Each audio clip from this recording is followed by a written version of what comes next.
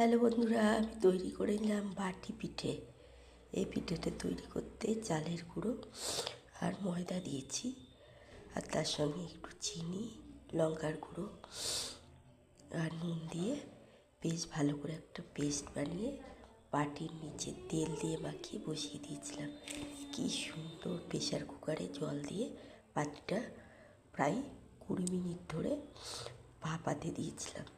কি সুন্দর পিঠে হয়েছে, বাটি পিঠে। দেখাচ্ছি তোমাদের।